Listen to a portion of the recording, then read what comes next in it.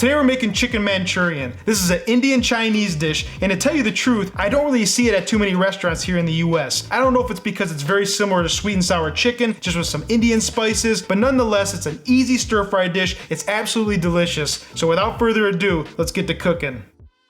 Alright, so first, let's go ahead and talk about the chicken. Now what I have here is boneless, skinless chicken breasts. Okay, and what you're gonna wanna do, you wanna cut your chicken into bite-sized pieces. Now it's very common in Indian Chinese food to use boneless, skinless chicken breast. Unless it's Indian food, then it's chicken thighs. Now to start this marinade, we're gonna add a little bit of this ginger and garlic paste, and all I did was put this in the mortar and pestle, and then we just mashed it up nice and fine. They do sell this product in the Indian Asian grocery store. We're gonna add about a half a teaspoon or so of some red chili powder. Now this is optional, but I'm gonna add a little bit of Chinese 5 spice. I like the flavor of this. We're just gonna do about a half a teaspoon, oops, a little bit too much there. About a half a teaspoon of Chinese 5 spice, a little bit of salt, and black pepper. Now I mentioned this before, this is kind of like sweet and sour chicken. So what we're gonna do, we're gonna take 2 egg whites, we're gonna add this to the bowl, along with 1/4 cup of some cornstarch. We're gonna go ahead and give this a mix until everything's combined. It's gonna give a nice fluffy breading or texture onto our chicken. If I wanted to make this a crispy chicken dish,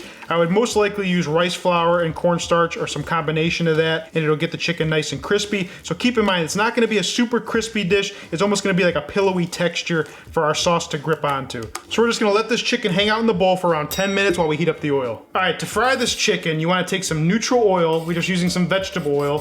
We're gonna heat this to 375 degrees Fahrenheit because when we add the chicken in, the temperature is gonna drop about 25 degrees or so. So 375 is good, it'll drop to 350. Now we're gonna take our chicken, make sure that they're not stuck together, and then you're gonna gently drop them in the oil, one at a time. Another thing too that people are kind of afraid of, when you have your fingers like this, you can get them close to the oil. If you drop the chicken in from too high, you're gonna splash yourself and burn. So don't be afraid of the oil. Get your fingers nice and close and just gently lay the chicken in. So the amount of chicken we're making is around 2 servings or so. So you and your spouse want to eat this, it's good for 2 people. If you want to feed a family, maybe double the recipe. So we're gonna let these fry for about 5 to 6 minutes or until the chicken is cooked all the way through to about 165 degrees Fahrenheit internally. Now you want to constantly monitor the temperature of your oil. You want to get it as close to 350 as you can.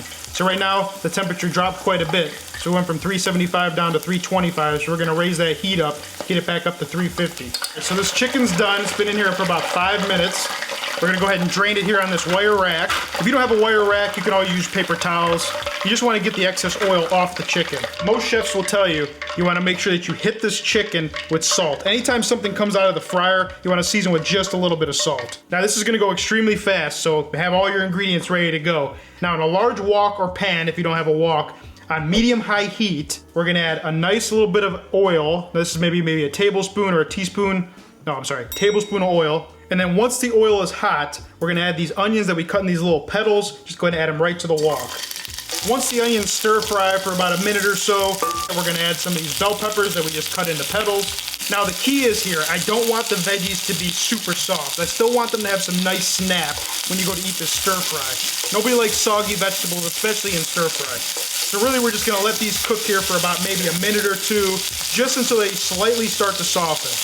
All right, so at this point, we're gonna go in with about 1 to 2 cloves of minced garlic and about a 1/2-inch knob of minced ginger. Now this doesn't take long, 30 seconds or so. As soon as you start to smell the garlic, which is right about now, we're gonna go ahead and add the sauce. We're gonna go in with about 1.5 tablespoons of some soy sauce, about 2 tablespoons of ketchup, 1 tablespoon of rice wine vinegar, and about 2 teaspoons of white sugar. You can also use honey if you want. Now we're gonna toss this until it's all combined. And then what I like to do here, now this is optional, is add a little bit of Shaoxing wine. If you don't have Shaoxing wine, you can just leave it out. So maybe about 2 teaspoons of Shaoxing wine. You know, if you don't have this, you can use chicken stock or a little bit of water. And then I'm almost out, but a little bit of sesame oil to give it that nice sesame flavor. A little bit of sesame oil goes a long way, trust me. Our sauce is looking kind of thick. We don't really need to thicken it up anymore, but I'm gonna show you. If your sauce ends up being a little too thin, you can always thicken it with a little bit of cornstarch slurry. This is just cornstarch and water. So now we're gonna go ahead and add the chicken. We're just gonna toss this until all the sauce is covering the chicken. Real simple. I mean, this maybe took, I don't know, what do you think it took, about 7 minutes or so? Not even. Now once the chicken is completely covered with the sauce, we're gonna finish with some green onion. Let's go ahead and turn off the heat. And now we're gonna go ahead and we're gonna plate this up. We're gonna serve it with some jasmine rice on the side. So I like to serve it just like this, family style. I just can't wait to eat this, guys, I'll be honest. So usually when I get to this point in the video, I'm starving. Today's no different. It's probably better than I'm starving, so that way I can give you guys an honest opinion of this. I did not try it before. I'm tasting it right now. So we're gonna taste this, I'm gonna tell you what I think, and we're gonna take it from there. All right, here we go. Let me taste it, let me taste it.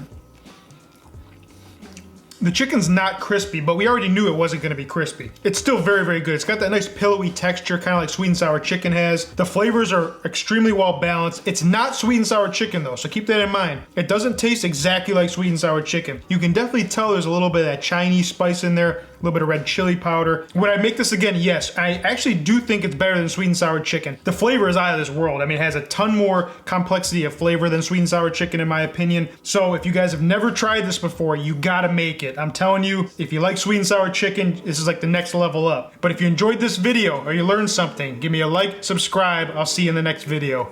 Peace.